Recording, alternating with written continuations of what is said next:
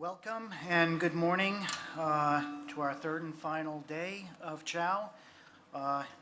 As most of you hopefully would agree, I think it's been a really successful event, an annual event. My name is Ted Lillestolen. I'm the interim president for the National Marine Sanctuary Foundation, and I'm honored to be here to present the oncoming panel. Prior to beginning on the panel, we'd like to share a video from our presenting sponsor, NOAA.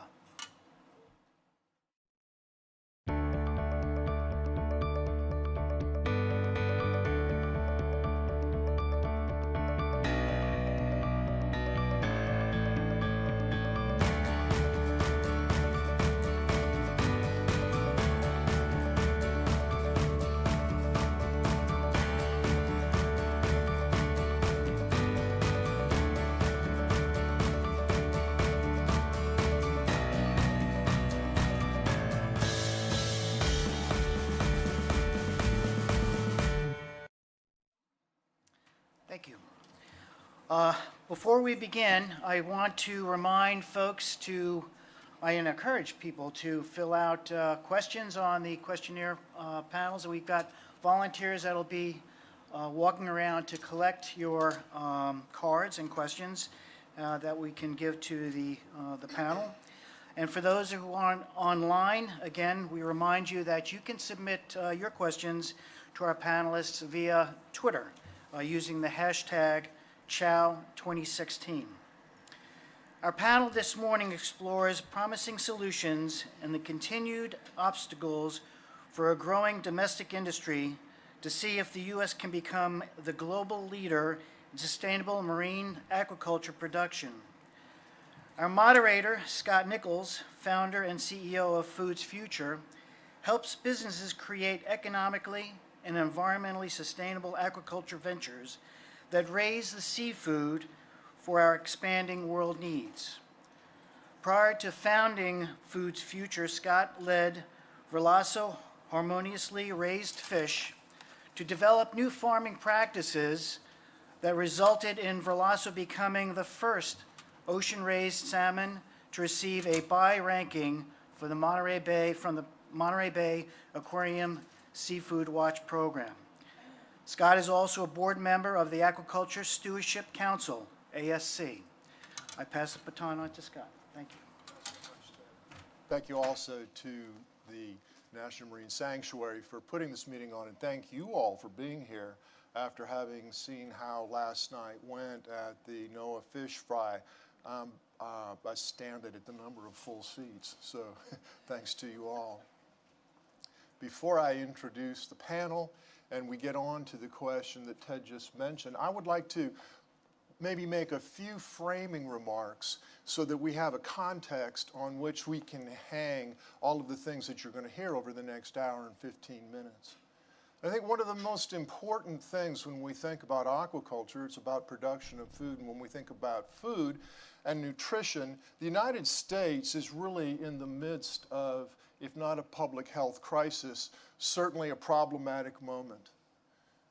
And there was a paper published in 2006 by two people from the Harvard School of Public Health. The authors, Mozaffarian and Rim, found that if we all in the United States were to eat 2 helpings a week of an oily fish, that would lower the overall death rate in the country by 17%, and it would lower the death rate due to cardiovascular diseases by 37%. This is an astounding finding. It's bigger than quitting smoking. It's bigger than wearing seatbelts. Our current consumption, however, is about half of what's recommended. So the Institute of Medicine for the United States recommends about 12 ounces of fish per week. Our dietary guidelines recommend 8.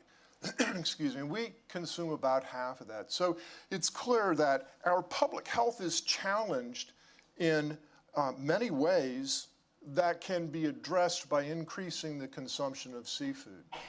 So in the United States, where does that seafood come? If we were to take all of the seafood that was either wild caught or farm raised in the United States, we would be able to meet about 40% of that demand. And that includes a very significant portion of that seafood supply, which is menhaden. So if it comes to us all that we are going to be eating the fish that we catch, I want to be the guy who doesn't eat the menhaden. You all can take care of that one. So it's very clear that not only do we have a public health challenge, but we actually have a seafood security issue that faces us as well. And when we think about now, if we're not going to be eating the seafood that's from the United States, or not in its entirety, where will it come from? Well, it will come from elsewhere in the world. And if we look to a report that the Food and Agriculture Organization of the United Nations does every other year called World Fisheries and Aquaculture, in the latest report they found, 2014, they found that the world's fisheries were harvested at or above their sustainable limits. So when we think about the need to expand fish supply, both for what we consume in the United States and what a growing population will consume worldwide, it seems very clear that if we're going to have the fish to meet that expanded need, they're going to be farmed fish. They're not going to be wild fish or are already harvested at their sustainable limits. The last thing I would say by way of introduction is now to step back a little bit and focus just on food supply in general. By 2040 or so, it's projected that there will be roughly 2 billion more people on the planet. And also, one of the things that's happening along with the new population is the demographic change in the population worldwide. In 2013, 53 nations had real GDP growth of 5% or greater. And that continued in 2014 with 51 countries. And this is not all countries like South Sudan, which top the list. This is India and China on the list as well. So with the growing wealth and with the growing population, there's a projection from the FAO that we need to increase our food supply by 70% by the early 2040s. Jason Clay at the World Wildlife Fund would say we need to double it. But we currently use 38% of the world's land and 70% of the world's water in our agricultural production. And we can't double either of those. So it's very clear we don't know what the pathway is to a sustainable food future. What we do know with certainty is it's not the path that we're on. And that leads us to the discussion that we're going to have today about what is the opportunity that aquaculture presents and what can the role of aquaculture be in our future food supply. So I'd like to start, as the king said in Alice in Wonderland, at the beginning, and ask Kevin Maine, who is who leads Moat Aquaculture Research Program. In your view, Kevin, what are the systems that exist right now for aquaculture? How can you raise fish?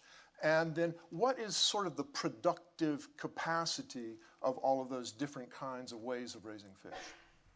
Okay, well, if we look, ooh, it's really loud. If we look at what we can do today and what we are doing, the focus on seafood production around the world is in pond-based systems. Those are systems that are on land. They are large bodies of water that are used to produce large quantities of fish, and we find them all over the world. They are by far the most common method for seafood production. And we've been using them for thousands of years. That's where aquaculture started back 5,000 years ago in China. And what we've done over the past years is improve on that technology and been able to increase food production to meet some of those needs. The other area that we've been developing technology in is near-shore cage production systems. That's the second most common method of aquaculture, and we find that it is used to produce a large volume of the seafood that we're eating today. For example, salmon is primarily produced in near-shore cage production systems. Newer technologies have been being developed over the past 20 years, recirculating aquaculture systems. Those are land-based for the most part, 99% of them are land-based, and that's where we're filtering water in usually tanks that are being used to produce the seafood, and then reusing that water. So increasing the sustainability of seafood production by using that water over again and helping to clean up and remove nutrients. More recently, I'd say within the last 10, 12 years, we've been developing these offshore cage production systems. And we were doing offshore aquaculture 25 years ago, but it was a really different type of technology from where we are today. Thanks. Lisa Tucker manages aquaculture for Seafood Watch at the Monterey Bay Aquarium.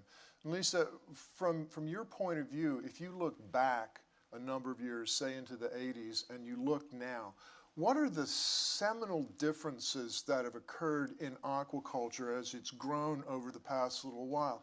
And as Kevin said, aquaculture has been practiced for maybe 4,500 or 5,000 years, but aquaculture as a part of a mainstream and a business-oriented type of agriculture is relatively new back into the 80s.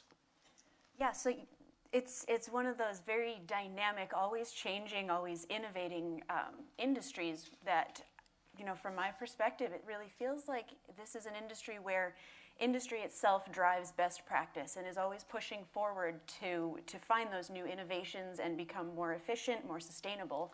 And it's there've been, like you were saying, there's a lot of changes over the last 20 years in commercial production of aquaculture, and it's very exciting to see all these different more efficient uses of water, more efficient uses of chemicals, antibiotics, decreases in those uses. And you know, there's always room for improvement, but this is an industry where it really seems like, for the most part, industry tends to drive itself and toward these improvements. And there's a lot of different tools for improvement. There's a lot of different guidelines. Some of these are eco-certification programs like the ASC, BAP, that's the Aquaculture Stewardship Council, and Global Aquaculture Alliance, Best Aquaculture Practice Standards. There's also Global GAP there, and then there's a bunch of different country level, also all sorts of different eco-certifications. And then there's also ratings programs like Seafood Watch, where we have a slightly different system for providing this guidance and these different bars for sustainability. And we really kind of work in a complementary way with these eco-certifications. And we tend to look at very similar impact areas for sustainability and for improvement and for efficiency. There's some very, very major differences in the different types of systems, but there's also, a lot of similarities in these impact areas that we look at and try to provide feedback to the industry, who's really always moving forward and always trying to find these ways to become more efficient and more sustainable. So yeah, I don't know. Let me follow on one question with that. In your estimation, over the past bit of time, what is one issue that was really problematic that you think has been solved or addressed in a meaningful way? And what is another issue that you think has been identified yet still wanting a solution? I think one issue that is largely, I don't want to say it's solved or it's not ongoing, but something like mangrove destruction in shrimp farming in Southeast Asia has, for the most part, it's not nearly as rampant as it used to be. So that would be one sort of specific. It's not U.S.-centric, I'm sorry. That's fine. But that's an area where there's been a lot of improvement, and something that is continually improving and has improved drastically over the last 10 or 20 years would be antibiotic and chemical use in salmon farming. It still needs improvement in some regions, but it has vastly improved over the last few decades. And one that's problematic. One that is problematic, I would say that one continues to be problematic. Okay, good. Harlan Pierce has had a career involved in seafood, and he is the managing director of Harlan's Fish in Louisiana and has been a fishmonger for decades. He's also been involved in a number of different initiatives in seafood production in the Gulf. And Harlan, one of the things that I know that you've been involved in is the question about how do we begin and advance aquaculture within the Gulf. And one of the things I think that frequently comes up in conversations is farmed versus wild. And usually the way it's presented is farmed or wild. And for my own self, I would contend that the conjunction's wrong and that what we need is farmed and wild. And can you tell us how you're dealing with that and what sort of issues you face, and then what your vision is for what a sustainable food future looks like as concerns the Gulf? Thank you for the questions. First off, I'm a wild fish kind of guy. I'll start off with that. You know, all my life I've worked hard to make sure that we have a sustainable wild fishery in the Gulf of Mexico, and it's a finite resource. It's one that's not something that we can exploit or harvest the numbers that we need for the American public. But with that, I'm also a veteran of the wars of Katrina and Rita and Gustav and Ike and the oil event in the Gulf of Mexico. And one of the things that really jumped out at me from all those events that we went through was that the Gulf of Mexico and the wild fish industry as well, we lost our continuity of supply through all these events.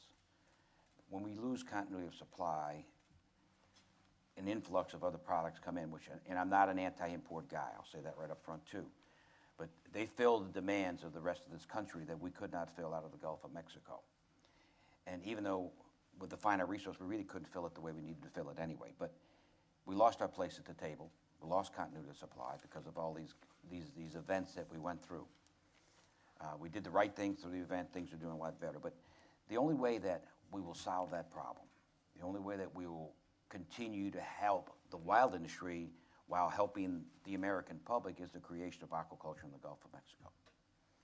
I'm also a veteran of the Gulf of Mexico Fishery Management Council, where we passed this aquaculture amendment, so we went through all the things we had to go through to get that particular process done, and we did it.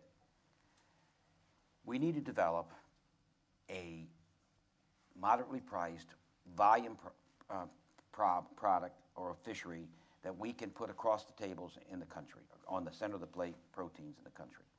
We're not going to be able to do that with a wild product. We're not going to ever be able to do that with a wild product.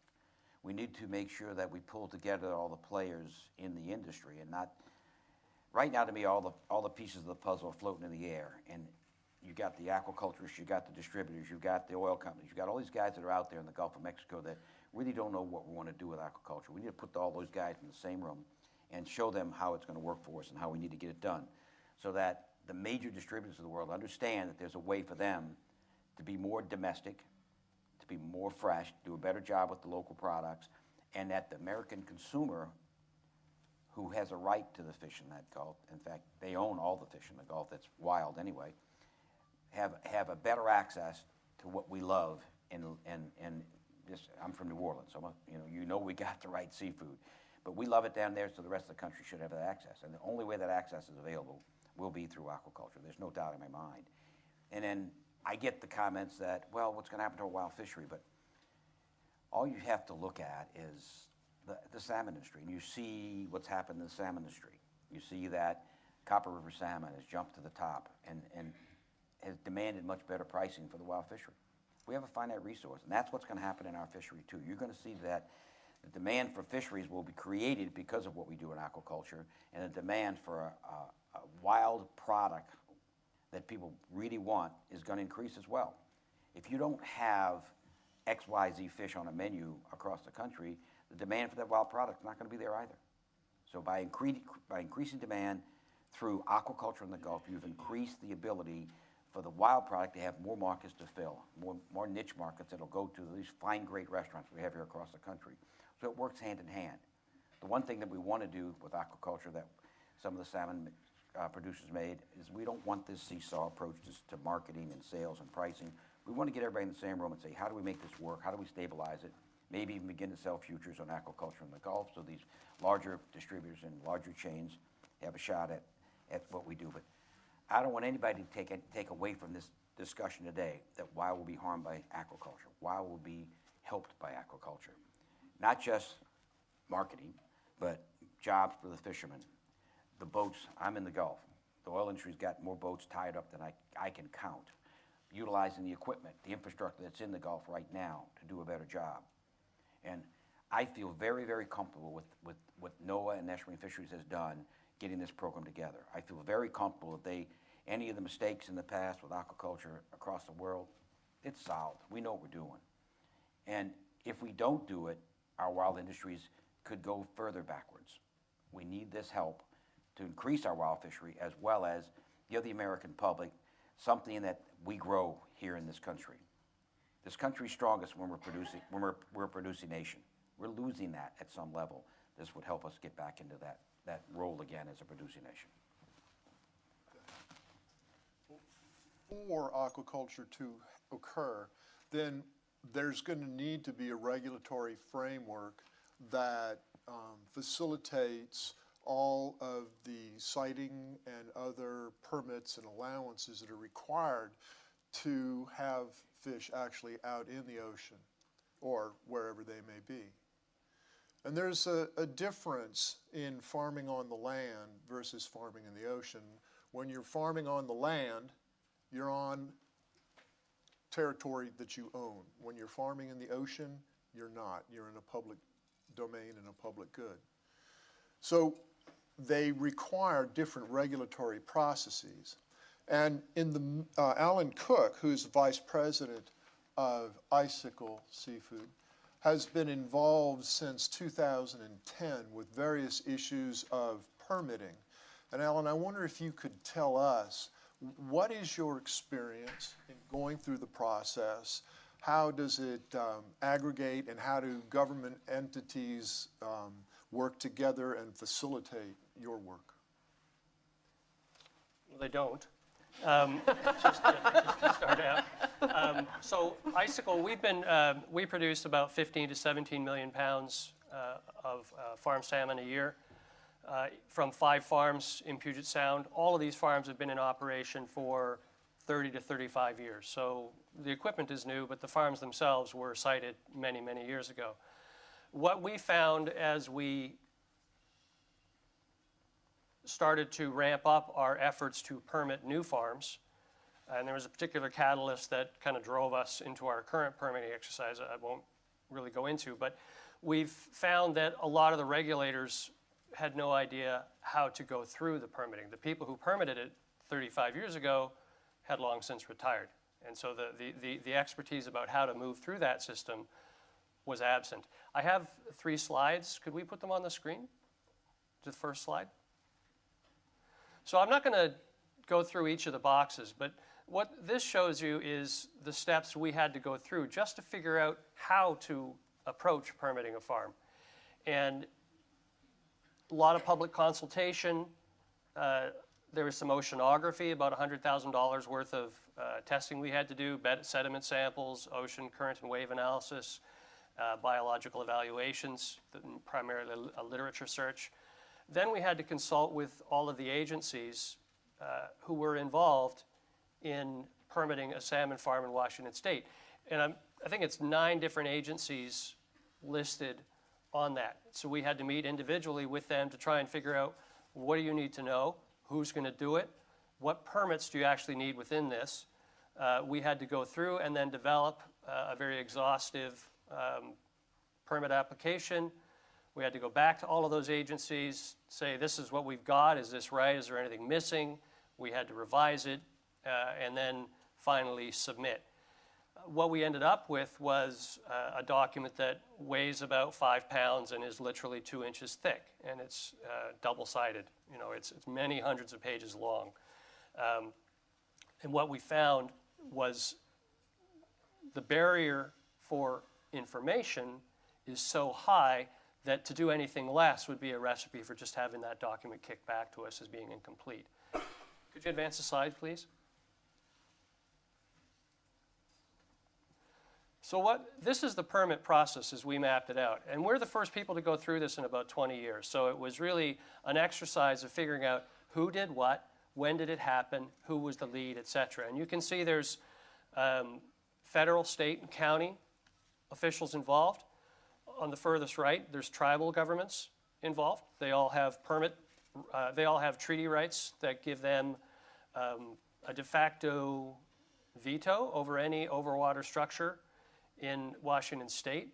I don't know how much this is duplicated in other areas of the country, but for example, there was a multi-million-dollar coal terminal that was recently, the permits were all rejected because the courts agreed that although they couldn't quantify the impacts on tribal fishing rights, they were more than de minimis.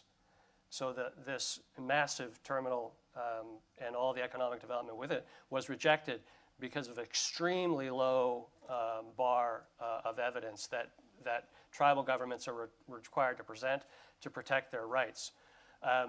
So when you look at this, they are not a permitting agency, but they are essentially one of the very key constituents in anything that you want to do on the water. And then you look down, any yellow box is a public consultation or an intergovernment consultation. The next tier down, yellow boxes are actual public comment periods. And then the red boxes are appeals. So in at least 3 different occasions, you're subject to legal appeal. So if an agency issues your appeal, they're likely to be sued. And then you have to spend the money on time and energy to defend that appeal. The last time this was tried, it took the person applying 5 years. He eventually got his permits, but bankrupted his business to do it. And that farm no longer exists. So it's to say it's Byzantine is really being a positive in your approach to it. It's a completely unworkable situation. As we go through it this time, our hope is that we will set precedents, although there's ample legal precedent in Washington State to say that net pens have very limited local impacts and are sustainable and consistent with conservation goals.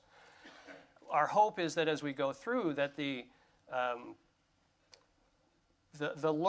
joint learning that's going on between regulators and us in terms of how to approach the permitting exercise will make the next ones easier, although that remains to be seen. What we find is that people in permit granting roles are extremely risk averse. And so right now we're dealing with Clallam County.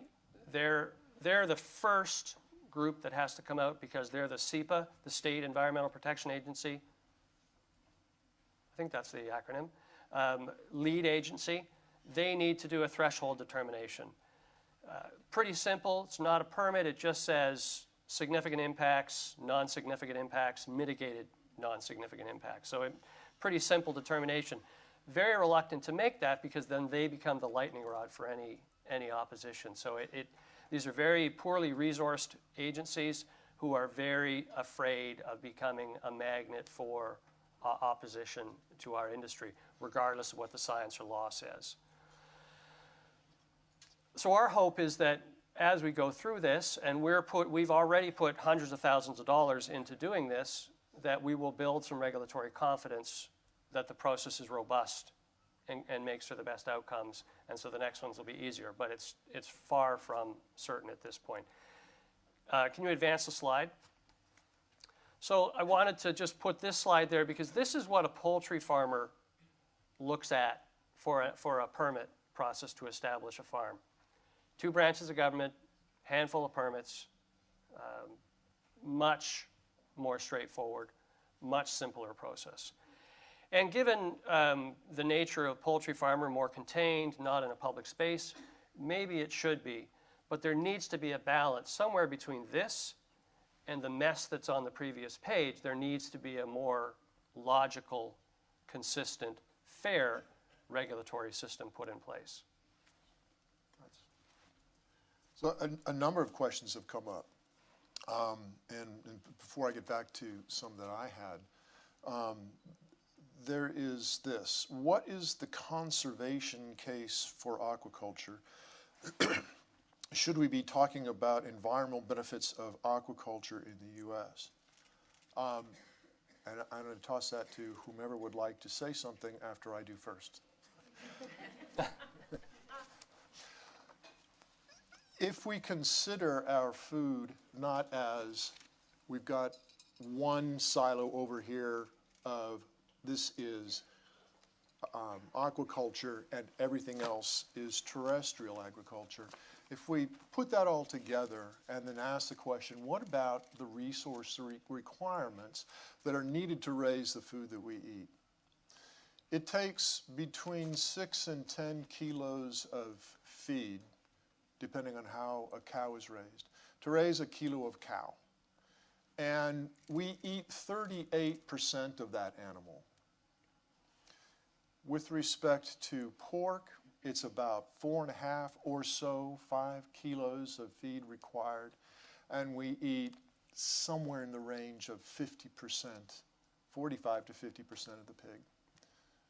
For poultry, it takes 2 kilos of feed to raise a kilo of chicken, and we eat somewhere around 45 to 50% of the chicken.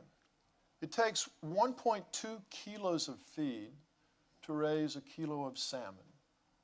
We eat 64% of the salmon.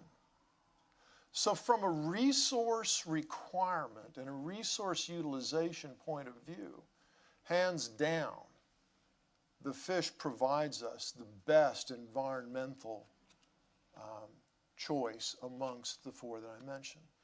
But I know, Lisa, you guys in your Seafood Watch reports consider a variety of things that are far more in depth than what I just said. So you consider nitrogen in and protein out and a variety of other things. And how do you contrast and how do you think about different types of agricultural production at the aquarium? In terms of Resource utilization, yeah. Within Seafood Watch, our scope is specific to seafood, and the aquarium as a whole tends to stick with ocean-focused production. But we are starting to look at greenhouse gas emissions from seafood production, both farmed and wild caught. And we're also, within that work, we are doing a bit of comparing and contrasting between different types of protein production and ranges within those different types of production. So this is work that I'm not personally terribly involved with. Okay, all right. But we are doing a bit of work on that, and I'm sure other people on the panel would love to speak to it as well. So from a resource use point of view, there's a couple of things that I would point to. We do about 15 to 17 million pounds a year on 21 acres of cages. In terms of the surface area involved in aquaculture, you're not going to find a protein production system more efficient than that. And that's with cages stocked at 2.2% maximum density. So when we stock a farm, fish are at harvest size. The pen is 97.8% water, 2.2% fish. Very lightly stocked. And out of that, just given the height, it's a vertical. If you pictured cows floating on balloons and you've had layers of them, fish are like that. You just have a surface area utilization that's much, much more efficient. The figure I use a lot when I talk about the surface area required to satisfy U.S. demand for farmed Atlantic salmon be about 700 acres of cages between Washington State and Maine and Alaska. Huge potential there. They don't farm fish, evidently, allegedly, but the space required to satisfy demand within the U.S. is minuscule compared to if you look at the many millions of acres that are devoted to soy and corn and wheat. 700 acres is nothing. And so that, I mean, that's one aspect from a resource utilization. In terms of the feed that goes into a salmon, our EFCR, so economic feed conversion ratio, so that's feed in, harvested fish out, is about 1.2. Of the feed that we put into our fish, only 21% comes from marine ingredients. The rest is things like canola oil, poultry byproducts, some wheat as binders, etc. But those are the main ingredients. When you look at it from a fish in, fish out perspective, a lot of our opponents will trot out extremely old data that says it takes 2 to 1 to produce farm salmon. Nothing could be further from the truth. Of that 21% of fish ingredients that goes into our feed, probably half of it is sourced from post-processing waste. So trim, frames being the skeleton of the fish, and the head rendered for meal and oil. The arguments from an efficiency point of view are many. If you're open to looking at the facts, and many of our opponents aren't open to looking at those facts, they're undeniable. It's just a very compelling story. You know, another aspect is that we have been in recent years looking at utilizing those resources that are coming from seafood production systems to produce additional resources. And so if we look at integrated aquaculture systems, which are being developed both here in the United States and around the world in land-based and ocean-based systems, the focus is on figuring out how to use those nutrients to produce multiple products. For example, in land-based systems, you can use the nutrients in the water to produce plants, or use solids to produce another byproduct, you know, shrimp or urchins or another type of organism. In the ocean, they're siting next to cage systems, mussel farms and seaweed farms. And so we're producing 3 products in the place where we were originally producing 1.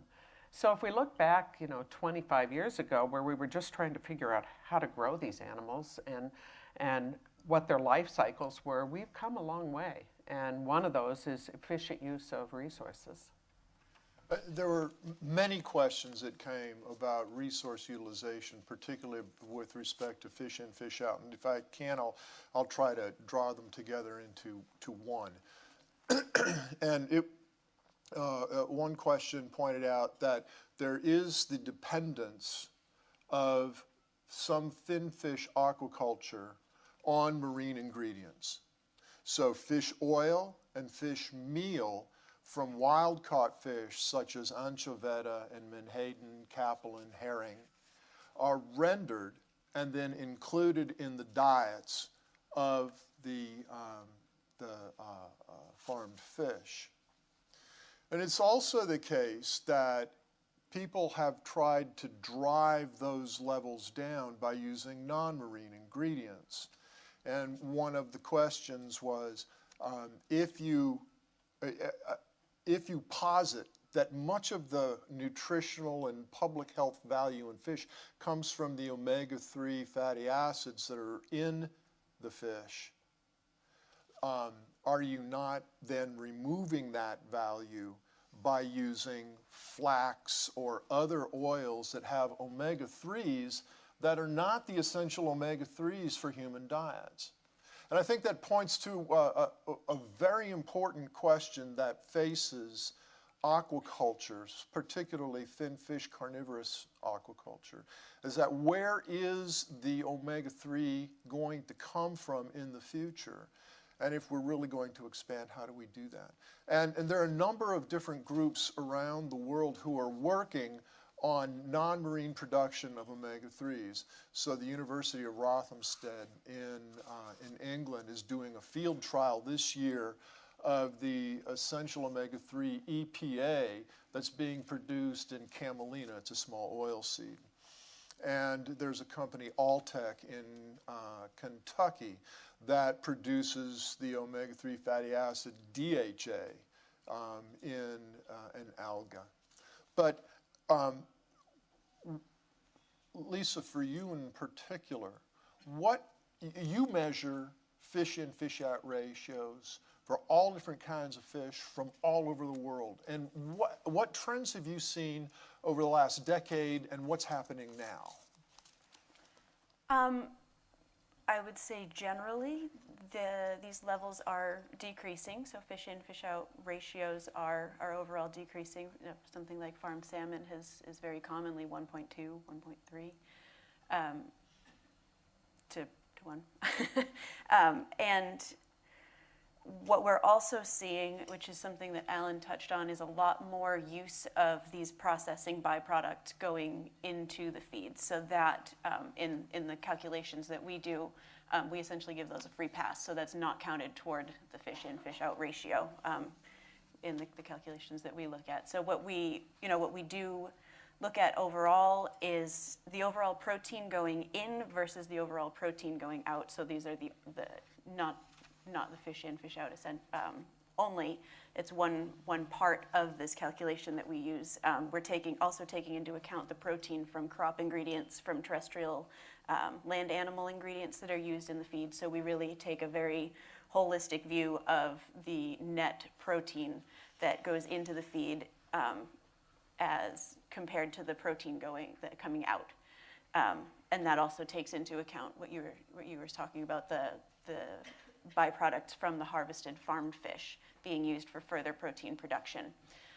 So overall, we are still seeing that there is a net protein loss when taking into account these different types of, all the crop ingredient, crop proteins, and land animal proteins, along with the marine. What we are seeing is that the marine is becoming more efficient. There are lower fish in, fish out ratios, and overall, the net protein losses are, they're all over the board depending on what species you're farming. Something like tilapia is going to have a lower loss than something like salmon. But overall, I believe they are starting to come down in a very, very general sense. As we look to forward to the future, Kevin, there are new systems that are coming into place. And new types of agronomy that are really almost revolutionarily different from some of the things that we've seen before. I wonder if you could discuss a little bit of some of the aspects of far offshore aquaculture, and then also what do you see are some of the pressing needs as we advance, where we have line of sight to a solution, and what are some of the others where we know something needs to happen, and then we're looking for a miracle to occur? Well, one of the things that we've done in the last 15 years is really improved on the technology to produce seafood in the ocean.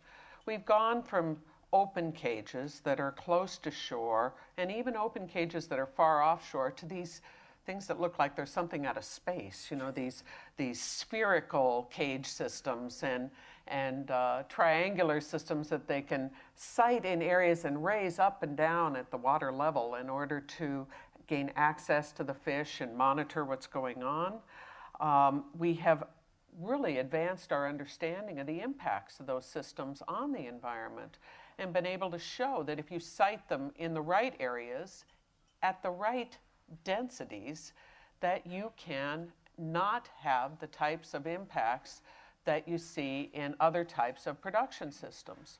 That doesn't mean that other production systems aren't sustainable where they're located. You have to look at each one individually, and there's a lot of information that's cited frequently that is, as Alan mentioned, based on old data, and when we were just barely getting our feet wet or our fins wet in the water. And so we've come a long way in terms of our knowledge of that. But one of the things that we'll need if we're going to produce the protein, and the future protein is going to come from the ocean, we know that. If we're going to produce it that way, we have got to have the land-based production systems to help support those. We're not going to do reproduction and larval production in the ocean. It just isn't going to be there. It's going to be in land-based support systems that are going to require recirculating technology in order to be able to keep those environmentally sustainable. And so we've got to develop that. We've got to identify what the key suite of species are going to be. We produce probably 30 or 40 different species of fish. How many different species of chickens do we produce here in our country to feed people?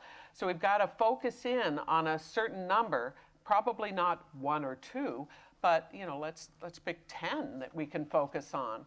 And the other thing that we need to do is look at what we can do in terms of using those nutrients to produce more different products. I'm really targeting for land-based systems the integrated aspect, which is hearkening back to the early days of aquaculture. We used to call it polyculture, and I remember when we shifted from polyculture to monoculture when I first got involved in developing aquaculture technologies.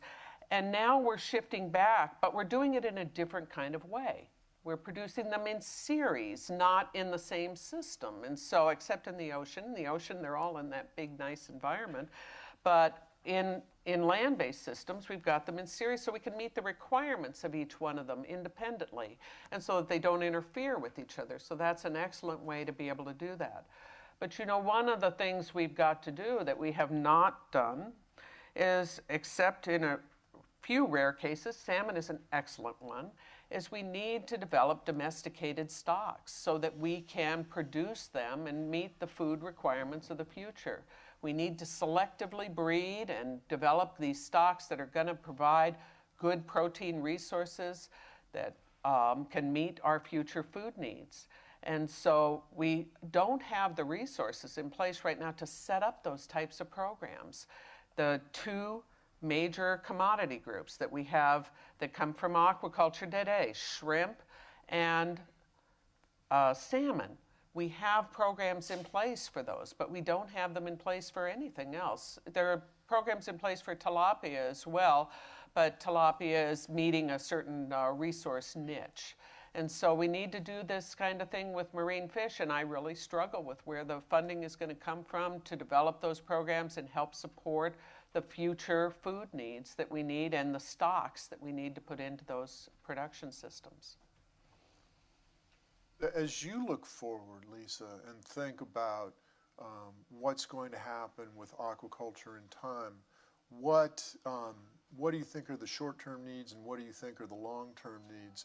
And then, Harlan, if you could follow on with that, when you consider what the needs going forward are, could you sort of address that with respect to aquaculture in the near term and the far term, and then particularly the issue that Kevin brought up with respect to species?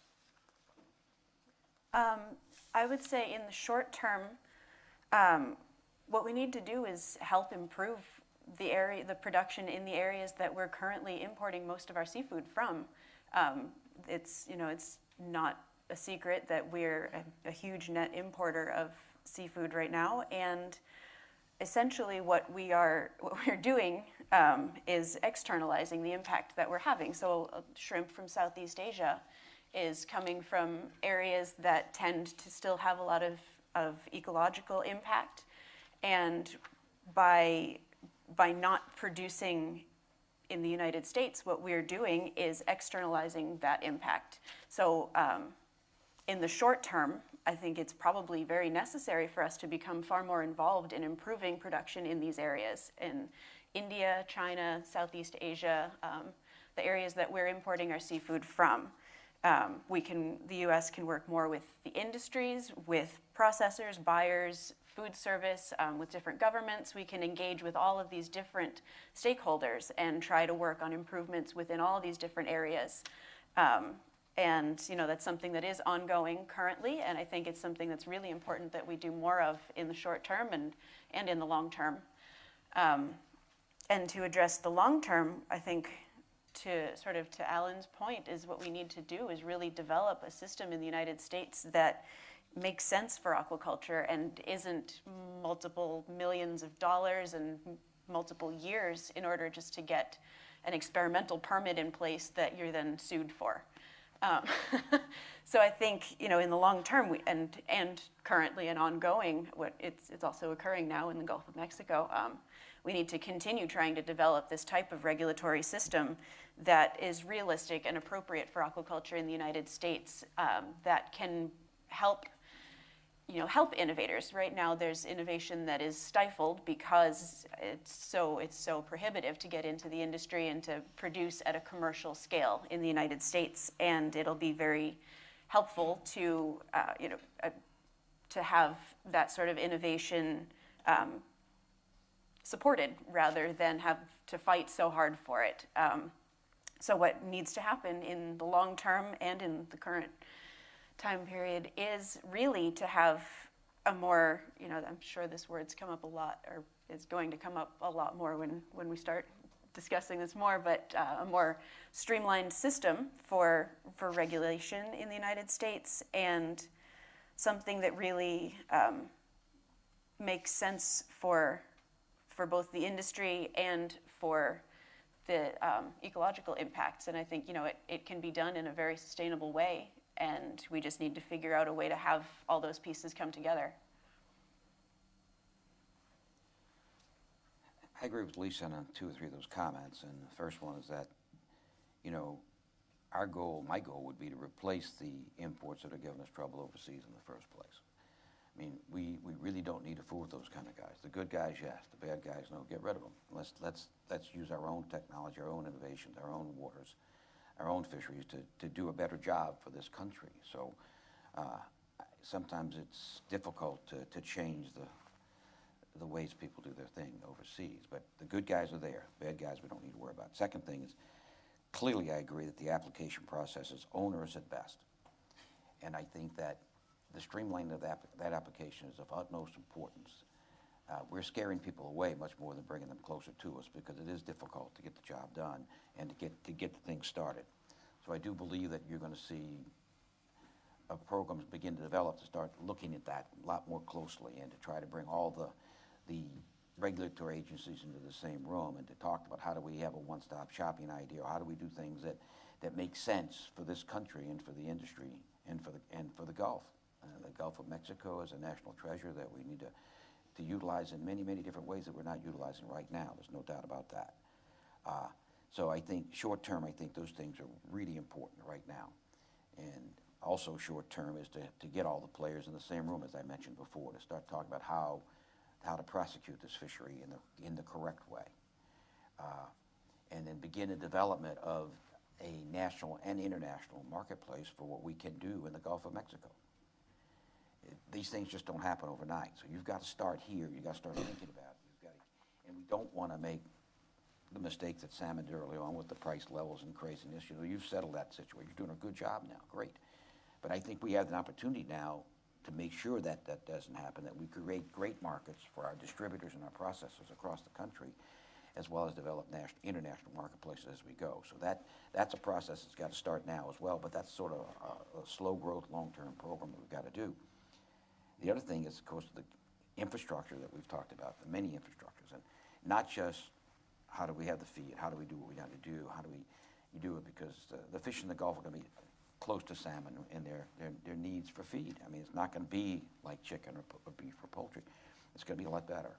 But the development of land-based infrastructure, not just in hatcheries, but also, and we're blessed in Louisiana that we've got a lot of that, because we've already developed it between the seafood industry and the oil industry. We've got cities and places that depend on things like aquaculture that we can bring to the table. We've got the boats, we've got the onshore technology, and we've got the personnel and the place to do it. So development of that and further pushing that and getting our fishermen, our wild fishermen involved in this whole process is a growth step for us. And it's not going to be an easy one. They're going to have to they got to think about the aquaculture and how it's going to help them and not hurt them.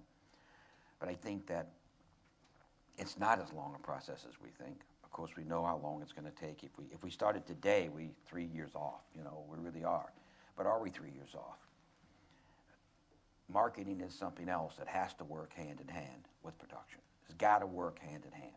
You can't throw 12 million pounds or 15 million pounds of production on the market and say, whoa, what's going to happen to the price? You've got to think about the the marketing levels and how do we want to market it and what do we want to do as you're working through this whole process.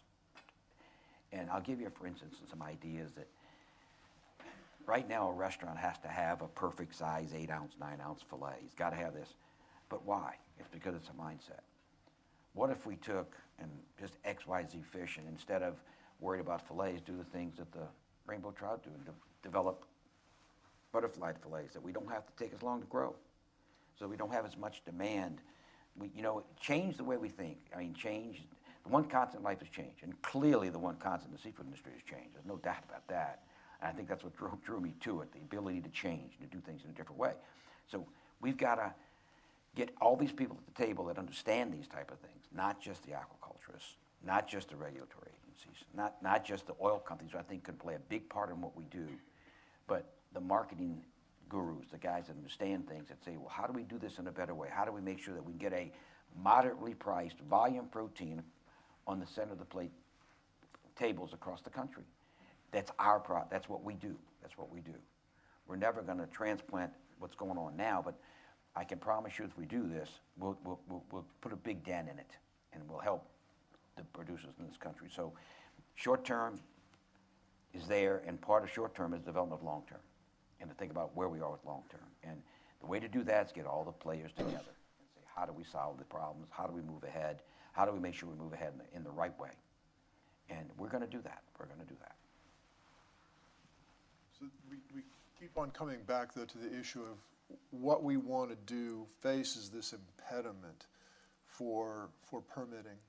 And a number of questions have come up about what about the permitting and raising of shellfish. And so I had a conversation with the vice president of Taylor Shellfish just before coming to this meeting. His name is Bill Dewey. To get his thought, I knew we would hear what Alan had to say about finfish. So I asked Alan, well, what about siting a shellfish farm? And so if I may, I'll just read what he wrote. Getting a shellfish farm permitted in Washington State is not for the faint of heart. What isn't conveyed by the chart, he sent me a chart similar to Alan's. He makes more use of exclamation points of Alan when he types, but that was really the seminal difference between the two. What isn't conveyed by the chart is the fact that very few of the boxes have time frames established for them. So you can get hung indefinitely on many of them. We just completed the permitting for our third mussel farm in Washington. It took 20 years to get the local permit. So, Alan, when you think about where this stands and how it exists right now, what would your advice be to the policymakers and regulators who are in the room with us today to think about how we can develop a process that addresses stakeholder needs and doesn't result in what you referred to with your colleague of won the battle with the lawsuit, lost the war because he lost the business?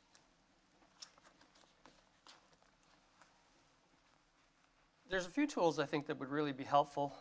And when I was talking to Dr. James Morris about this morning, he was here, is marine spatial planning is a key thing that's missing in terms of, if you go back to my poultry example, a poultry farmer, you buy a piece of land and it's zoned agricultural.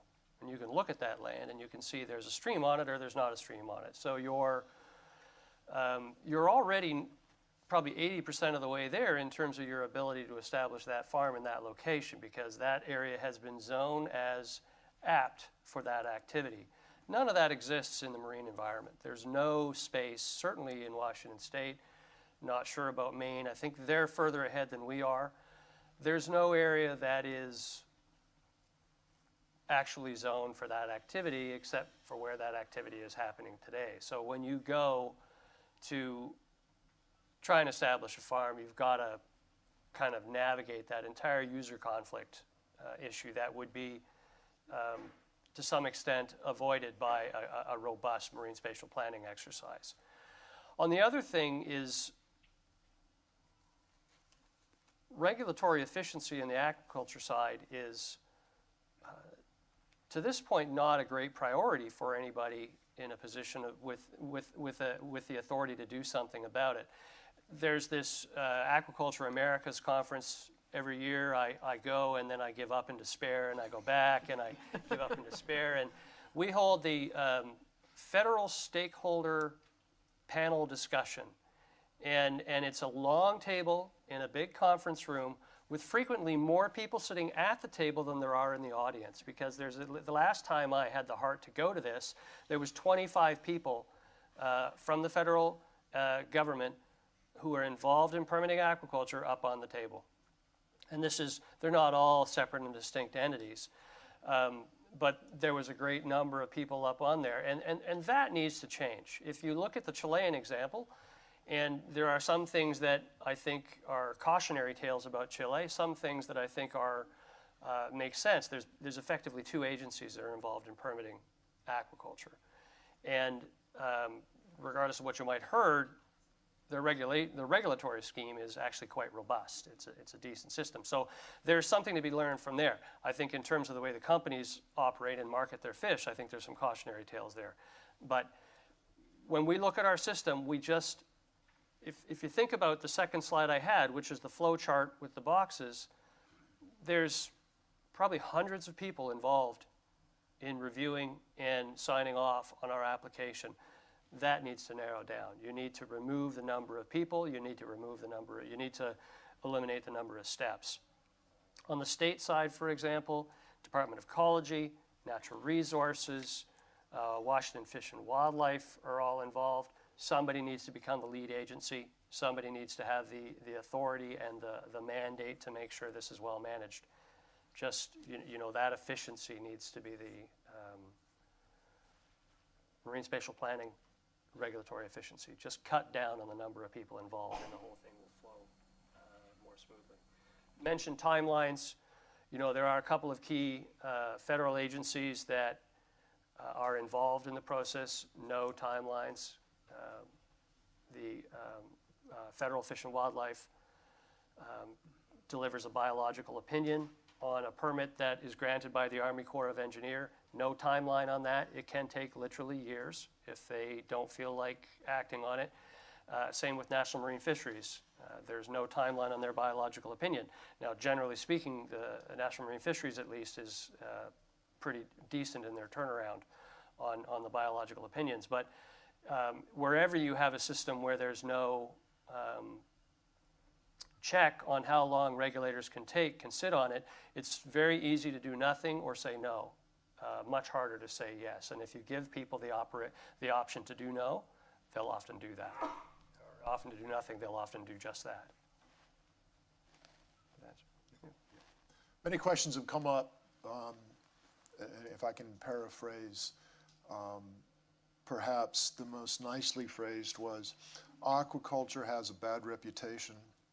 What do you do to have a conversation with consumers that helps them understand what the value is of that farm fish can have in their diets? And I want to take the first whack at that, but I think this is a question here that everybody can speak to from their own perspective. From my perspective, I think the seafood industry has always been a commodity industry. And a commodity sort of thought and operation and behavior is, I've got my product, I'm finished. Whereas in a specialty industry or a more niche approach, take Godiva chocolates. When Godiva chocolates, you say, I've got my product, now my work begins. And that difference for those of us in the seafood industry to say, okay, here's the fish, done, go raise another, or go catch another, I think precludes having a conversation that matters with people. So what I would say is, the responsibility is largely ours. We have to discuss more and we have to discuss better. And we have to have conversations with people that focus on what their needs, wants, and desires are. And I don't think we're doing that right now. So part of that responsibility is ours. What do the rest of you all think about that? Well, one of the things I think is that it's better to be eating seafood than it is to not be eating it. And I never talk about aquaculture to a group of people where they don't say, is it safe to eat farm seafood? And of course, my first answer to them is, it's absolutely safe to eat farm seafood, especially seafood that's grown in the United States. We have the best regulations in place. We have the best production systems. We are the leaders in developing that technology, but we have not been the leaders in production. So it's hard to find that farm-raised seafood from the U.S. in the grocery store seafood counter. You go in and you look, and you're going to find catfish. You can find farm-raised catfish in there, and that's a wonderful product, and I strongly encourage people to buy it.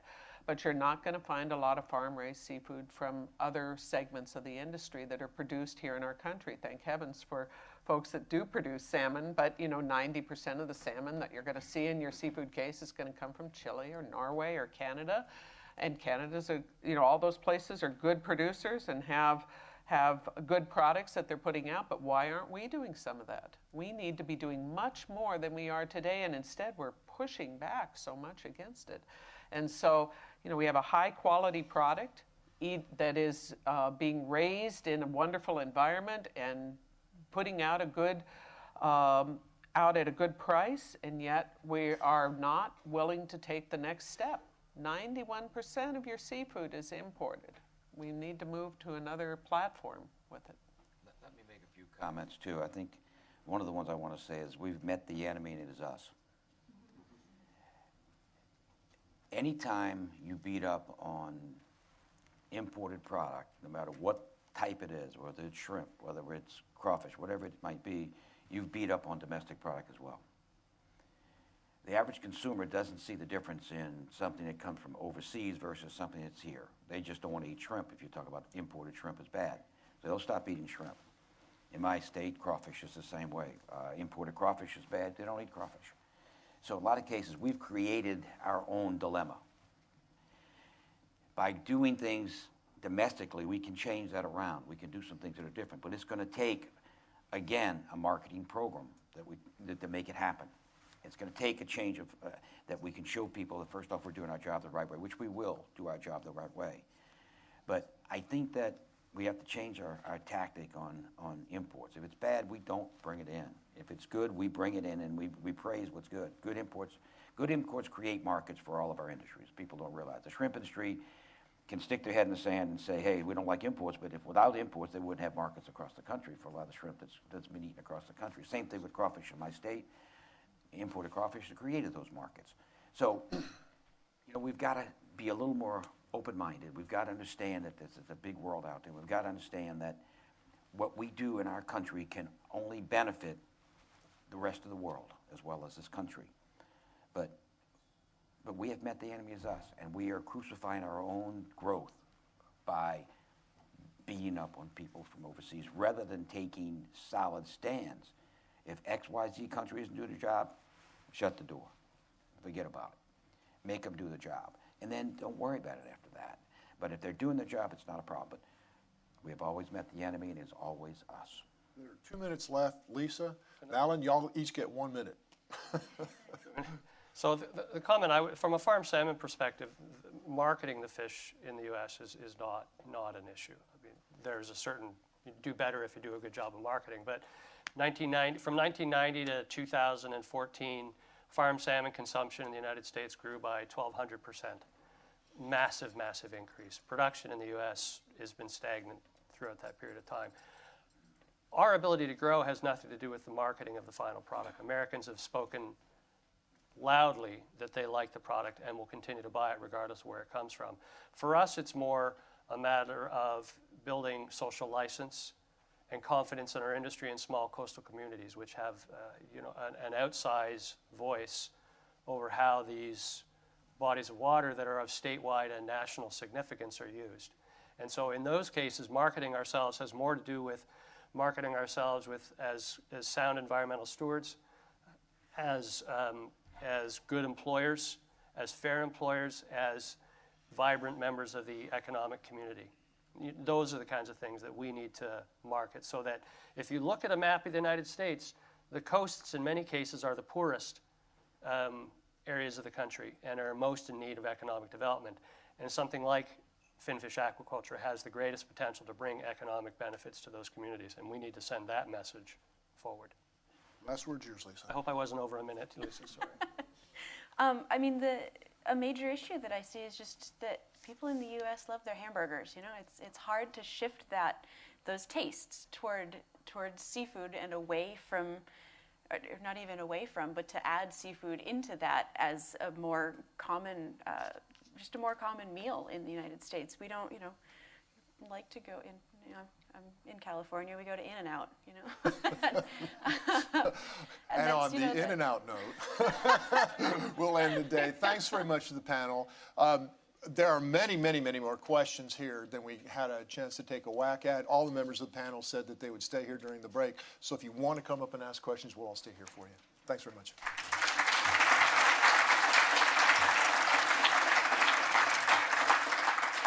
I really want to thank Scott and the panel members for such an informative session, and it was really great for me to see the diverse expertise up here to get all different aspects on the topic of aquaculture.